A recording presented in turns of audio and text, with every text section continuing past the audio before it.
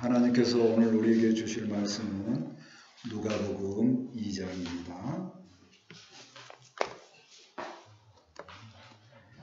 누가복음 2장 41절에서 52절까지입니다. 신약 89쪽입니다.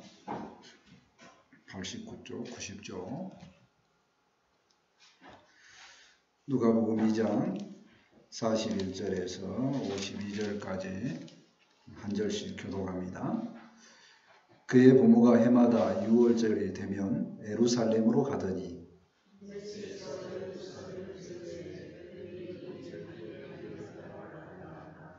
그 날들을 마치고 돌아갈 때에 아이 예수는 예루살렘에 머무셨더라. 그 부모는 이를 알지 못하고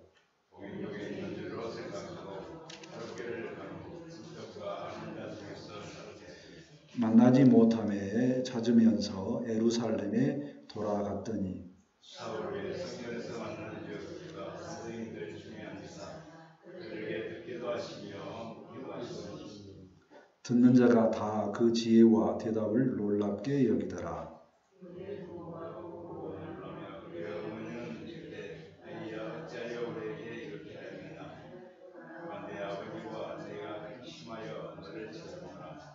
예수께서 이르시되 어찌하여 나를 찾으셨나이까 내가 내 아버지 집에 있어야 될 줄을 알지 못하셨나이까 하시니 그 부모가 그가 하신 말씀을 깨닫지 못하더라. 예수께서 함께 내려가사 나사렛에 이르러 순종하여 받드시더라. 그 어머니는 이 모든 말을 마음에 두니라. 예수는 지혜와 기가 자라가며 하나님과 사람에게 더욱 사랑스러워 가시더라. 아멘. 한 주간 동안에 가족들을 만나고 여러 가지 행사 가운데 상당히 바빴습니다. 가족을 만나는 시간은 분명히 즐거운 시간입니다. 근데 이상하게 떠나고 나면 뭔가 좀 마음에 좀 아쉬운 점들이 있습니다. 오늘 말씀 보면은요, 예수님의 부모의 근심이 나옵니다. 저도 좀 근심을 하는 편인데 오늘 말씀을 통해서 근심이 조금이라도 줄어들고 하나님 앞에 좋은 부모의 모습이 어떤 모습인가 생각하면서 은혜를 누리는 시간이 되었으면 좋겠습니다. 아멘. 첫째, 자녀를 다 모르는 부모를 보고자 합니다. 41절 말씀입니다. 그의 부모가 해마다 6월절이 되면 예루살렘으로 가더니 그의 부모는 예수님의 부모죠. 본문의 말씀의 주인공은 예수님으로 원래는 읽어야 됩니다. 원래는 예수님으로 보면 예수님의 행하심에 따라서 의미가 있습니다. 근데 이제 오늘은 어버이 주일이니까 예수님 부모가 어땠는가 그걸 보고자 합니다. 예수님 부모의 중심으로 볼 때 우리도 같은 마음으로 보았으면 좋겠습니다. 예수님 부모가 해마다 6월절이 되면 예루살렘에 갑니다. 왜 간가요? 명절이기 때문에 갑니다. 그 나라 사람들은 명절이기 때문에 갑니다. 근데 그 명절을 만든 하나님의 의도가 있죠. 하나님 안에서 하나님을 믿고 신앙을 지키며 살아가는 겁니다. 그러니까 해년마다 똑같은 행동을 하는 부모의 그 삶을 보고 자녀가 배웁니다. 그러니까 해년마다 6월절에 가면 아마 자녀들도 다 그게 굉장한 의미가 있겠구나 이렇게 생각했을 것입니다. 드디어 예수님이 12살이 되었습니다. 42절 말씀 보실까요?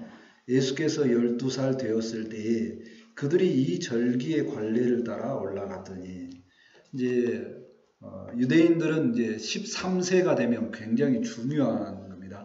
어른으로 인정하는 해가 되죠. 12살에 왜 예루살렘에 올라가냐면요.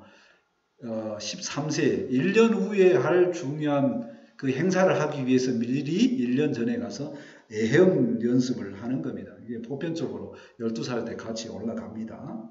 자, 드디어 이제 관례를 다 치르고 어떤 일이 있었을까요? 43절에 볼까요? 그 날들을 마치고 돌아갈 때에 아이 예수는 예루살렘에 머무셨더라. 그 부모는 이를 알지 못하고 관례에 따라서 모든 일을 마치고 부모님들은 이제 나사렛으로 이렇게 가게 되죠. 근데 아이 예수님은 12살 예수님은 예루살렘에 그냥 머무십니다. 그 머무신 이유는 이제 다음 절에 나오는데 그 부모가 아들이 어디 있는지 알지 못하고 내려갑니다. 뭐 이럴 수 있을까요? 그런데 그 당시 상황을 보면 그럴 수도 있겠다라는 그 풍습이 있습니다. 뭐냐면 당시에는 이동할 때는 남자는 남자끼리, 여자는 여자끼리 이렇게 이동을 합니다. 근데 문제는 뭐냐면 남자 어린이는 어디로 가냐는 겁니다. 남자 어린이는. 남자끼리 가는 그 무리에 갈까요? 아니면 보호를 받아야 되니까 여자인 어머니하고 같이 동해야 됩니까? 그때 따라서 가정의 형편에 따라서 남자 어린이는 어디를 가든가 상관없이 데리고 다녔다는 겁니다. 이때도 똑같죠. 예수님이 12살이니까 엄마가 생각할 때는 우리 아기 없네. 아빠하고 함께 가겠지. 아빠는 생각할 때 나하고 없네. 엄마하고 함께 가겠지. 이렇게 하고 간다는 겁니다. 한참 가겠다는 거죠. 한참 갔습니다.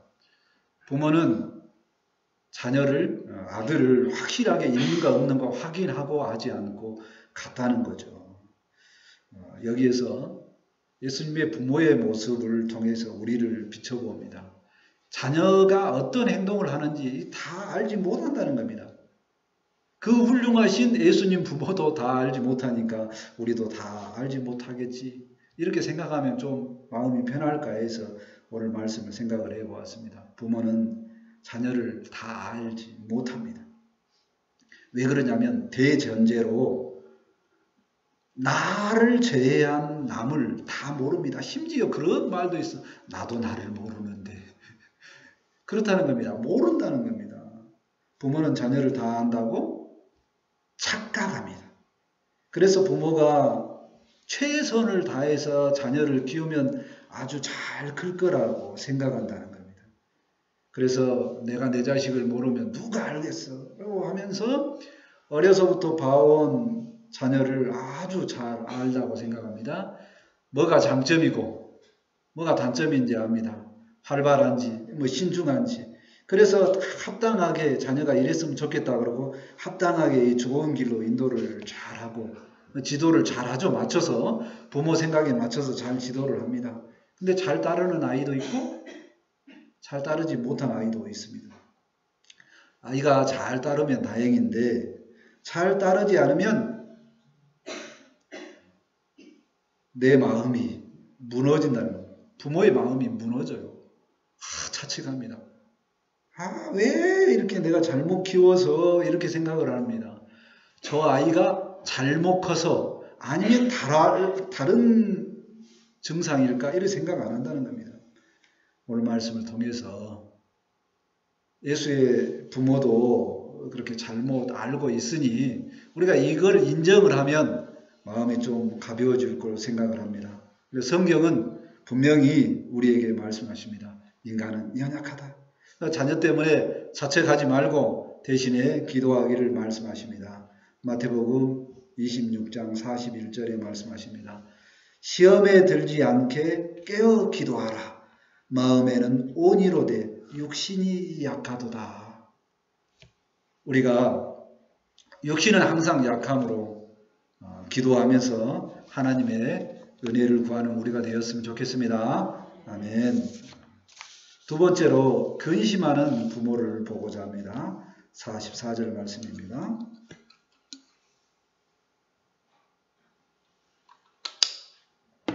44절 동행 중에 있는 줄로 생각하고 하루길을 간 후 친족과 아는 자 중에 찾되 저쪽 편에 있겠지 이렇게 생각을 하고 하루를 갔는데 보편적으로 이제 저녁쯤에 되면 취침을 하기 전에 가족끼리 확인하는 풍습이 있습니다. 그래서 확인해 보니까 친족과 아는 사람들을 다 찾아보니까 자기 아들 예수가 없습니다.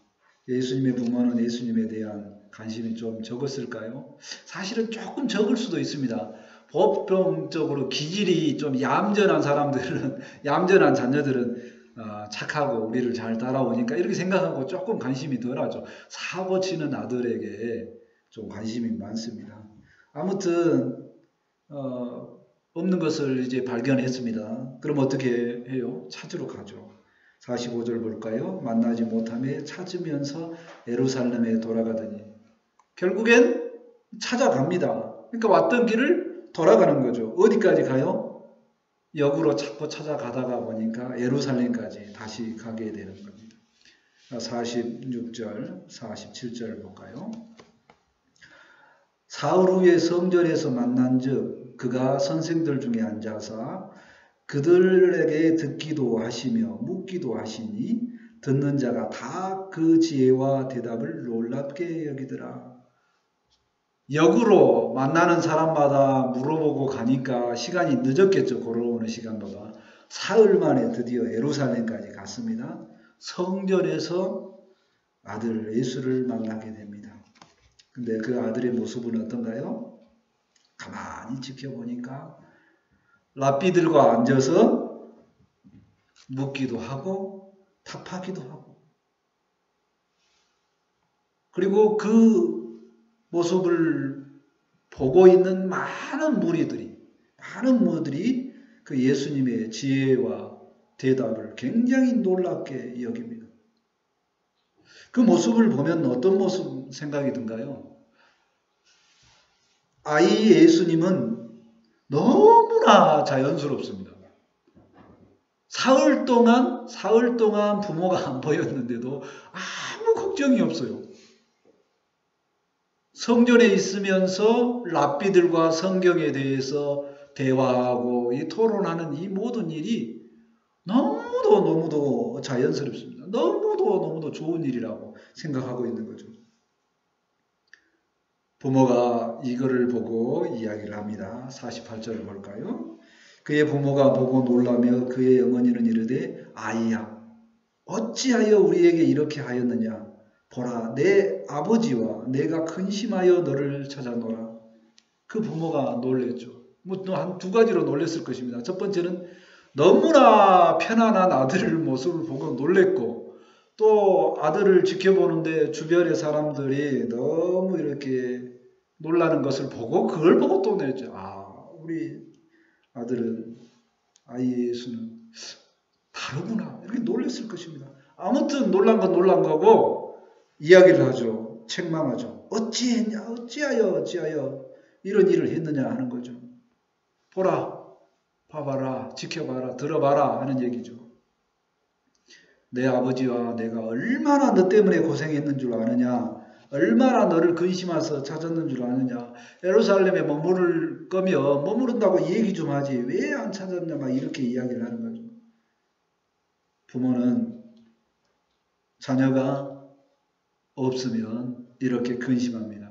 자녀하고 동행하지 않으면 이렇게 근심하는 거죠. 근심하는 예수의 부모를 생각을 해봅니다. 자녀는 자신의 행동을 전혀 이상하게 생각하지 않을 때가 많습니다. 예수님도 마찬가지죠. 랍비와 대화하는 일이 너무 중요했기 때문에 그냥 거기에 3일 동안 머무를 수도 있다라고 생각하는 겁니다. 부모는요, 대신에 이렇게 특이한 행동을 하면 근심을 합니다. 예수님의 부모는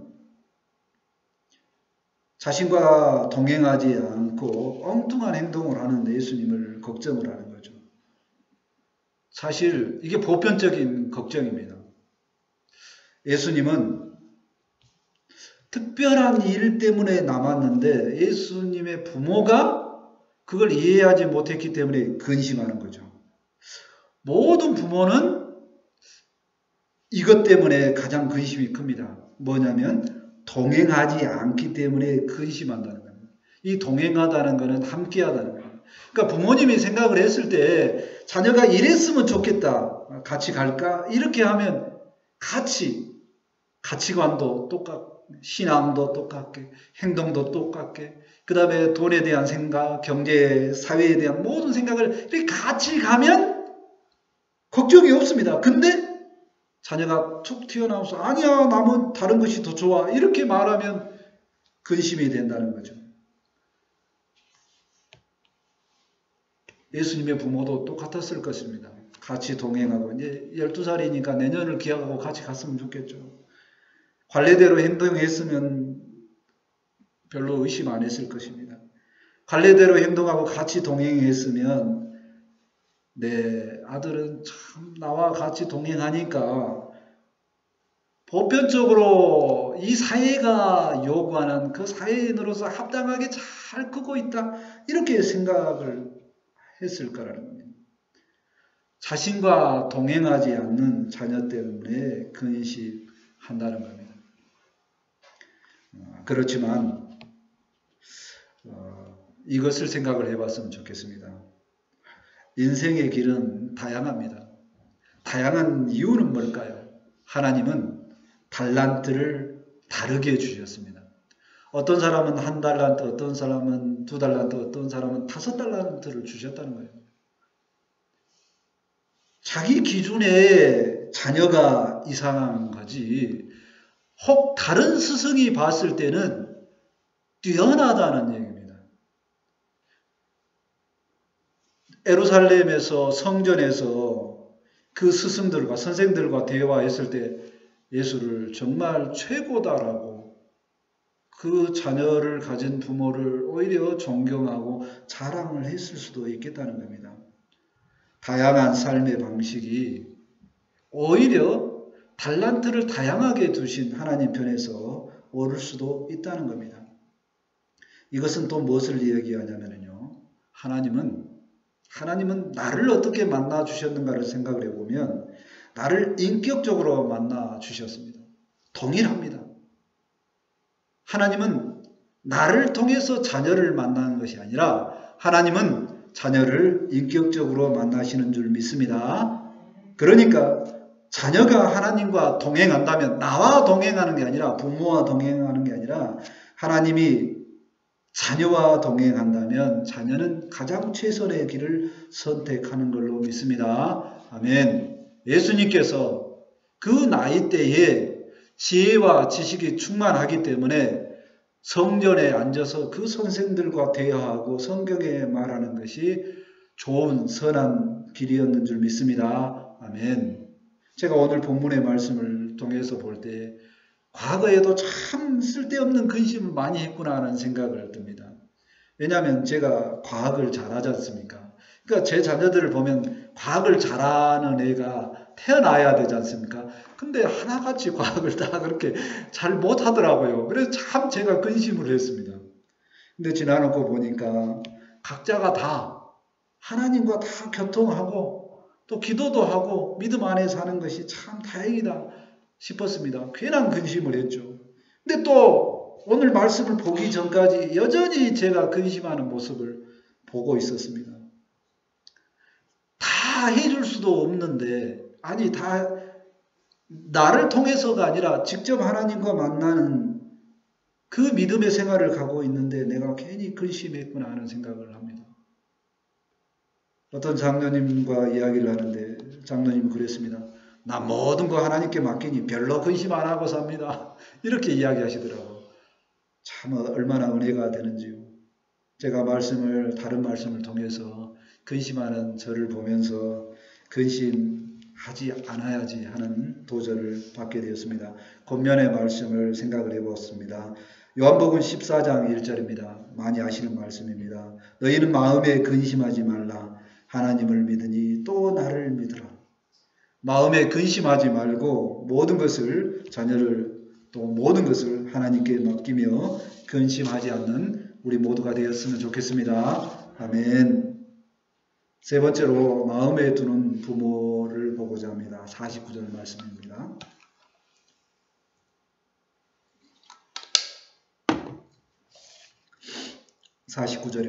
예수께서 이르시되 어찌하여 나를 찾으셨나이까?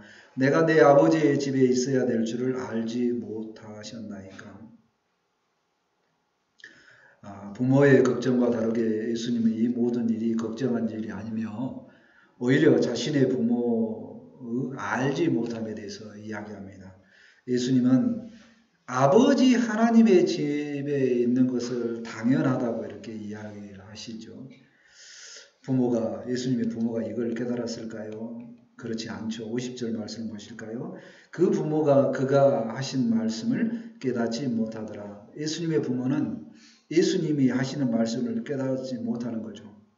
아버지 집이라는 이 표현을 알지 못하죠.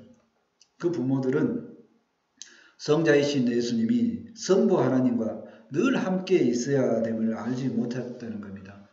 동일하게 어떤 모습이냐면 예수님을 구원자로 인식하지 못했다는 거죠.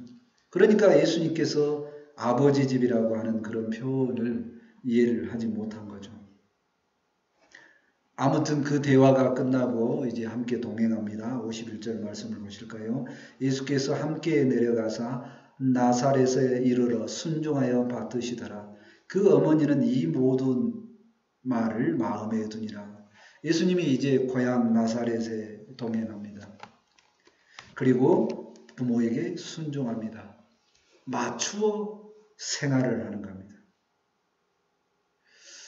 자녀가 부모가 너무 근심하고 걱정을 하면은요, 작정상 부모의 모습에 따라서 생활합니다. 더 성장할 가능성이 있음에도 불구하고 부모하고 맞추어서 생활하는 착한 자녀들인 줄 믿습니다.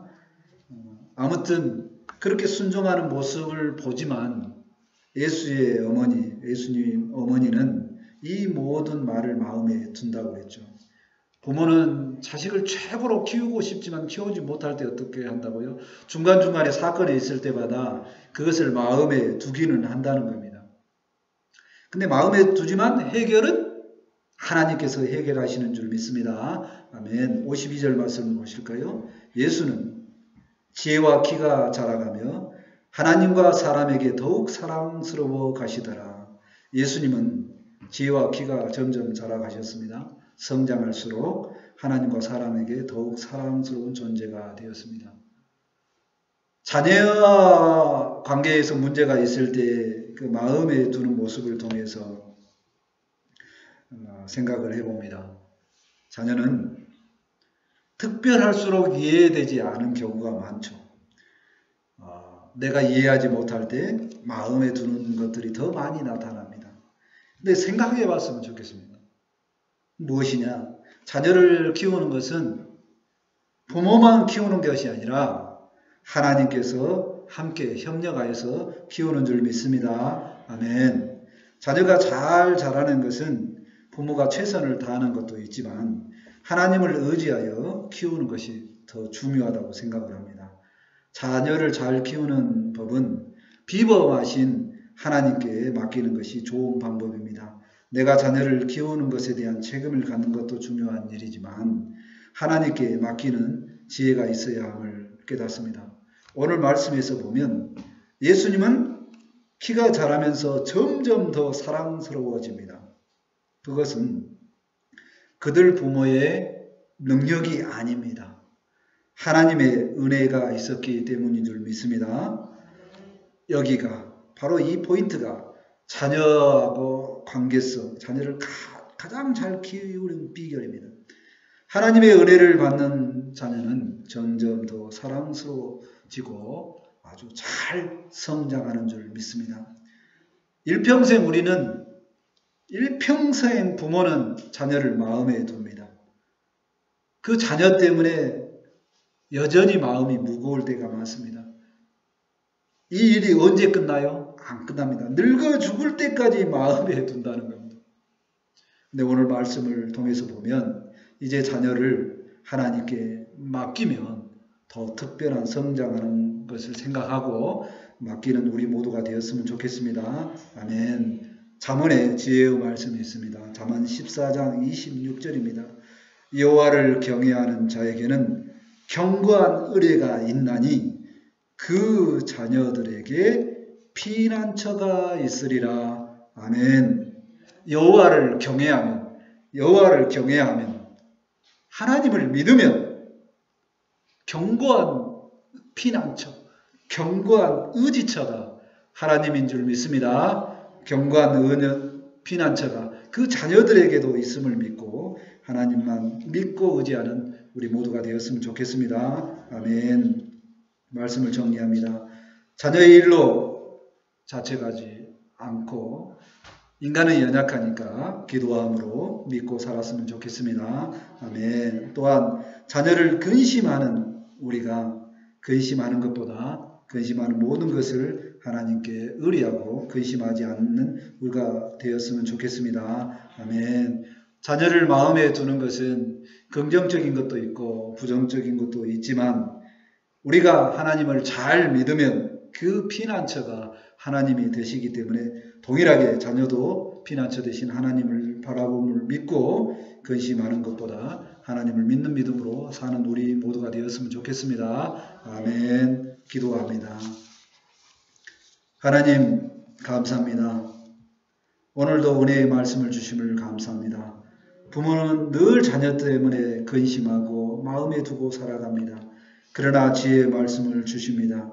이제는 하나님을 믿고 의지하니 근심하지 말고 하나님을 믿으니 또 나를 믿으라 하신 주님의 말씀 믿고 믿으며 살아가게 도와주시옵소서.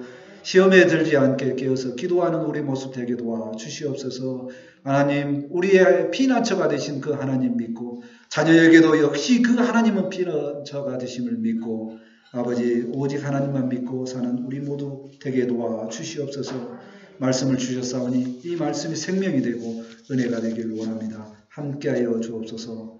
감사하며 예수님의 이름으로 기도합니다. 아멘.